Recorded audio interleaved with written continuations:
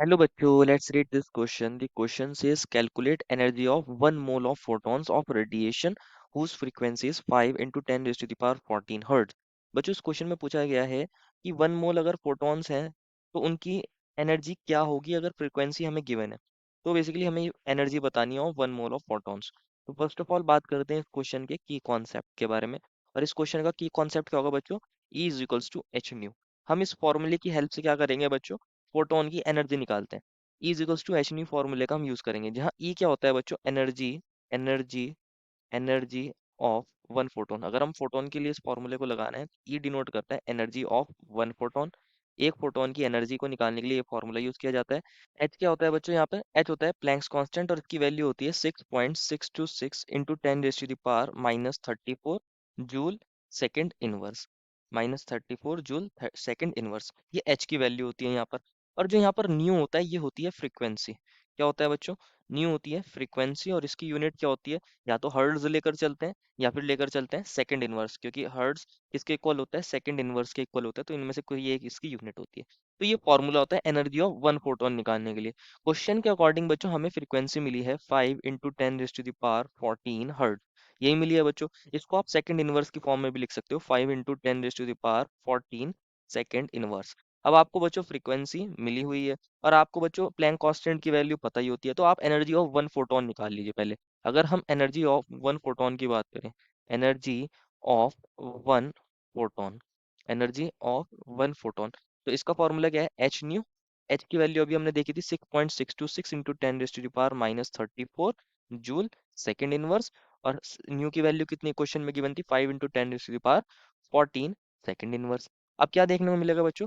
इसके अंदर आप क्या कर सकते हो? यहाँ से सेकेंड इनवर्स से सेकेंड इनवर्स यूनिट कट हो जाएगी। यहाँ मल्टीप्लाई करोगे आप 6.626 को किससे बच्चों? 5 से मल्टीप्लाई करोगे और into 10 minus 34 plus 14, power add हो जाती है, बेसिस सेम होते हैं। और ओवरऑल यूनिट क्या बन जाएगी? जूल। और इसको अगर आप सॉल्व करते हो तो इसका आंसर आता है 33.13 इंटू 10 जूल। ये आंसर आ जाएगा। -34 प्लस 14 -20 हो जाएगा।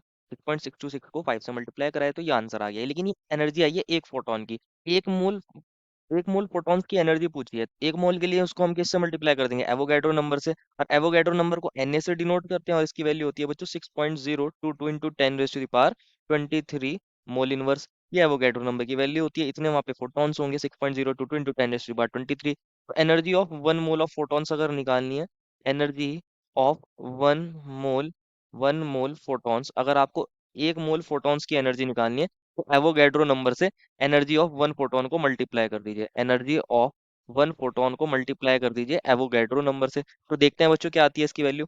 ये 6.022 इंटू 10 अपनी जगह लिखा आपने। और ये किस में था बच्चों? मोल इनवर्स के अंदर। और इसको मल्टीप्लाई करेंगे एनर्जी ऑफ वन फोटोन से, जिसकी वैल्यू आई थी 33.13 इंटू 10 माइनस 20 जूल। अब इसको सॉल्व करते हैं बच्चों। इसके अंदर आप क्या कर सकते हो बच्चों? यहाँ आप कर सकते हो 6.022 और 33.13 को मल्टीप्लाई कर सकते हो। और साथ में यहाँ 10 की पावर क्या बन जाएगा? 23 - 20। और ओवरऑल यूनिट क्या बन जाएगी? जूल मोल इनवर्स, ये यूनिट बन जाएगी। तो जब इसको आप सॉल्व करते हो तो इसकी वैल्यू कितनी आती है? जब आप 6.022 को मल्टीप्लाई करते हो बच्चों 33.13 से, तो ये इक्वल आता है बच्चों 199.51 के इक्वल। और मल्टीप्लाई में क्या हो जाएगा? इंटू 10 - 23 - 10, दैट इज 10 3 इंटू 10 3, 10 3, ये किस में है? जूल मोल इनवर्स के अंदर। तो ये आई है हमारे पास किसकी बच्चों? एक मोल फोटॉन्स की एनर्जी।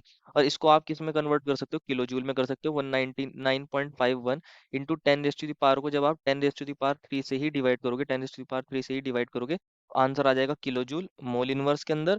तो यहाँ 10 3 से 10 3 कट हो जाएगा और आंसर आएगा 199.51 kilo joule mole inverse. Kilo joule mole inverse, तो ये किलो जूल मोल इनवर्स के अंदर एनर्जी आ गई है वन मोल प्रोटॉन्स की। तो यही हमारा आंसर हो जाएगा। इसी के बारे में पूछा गया था। This is the final answer. I hope you understood it well and best of luck.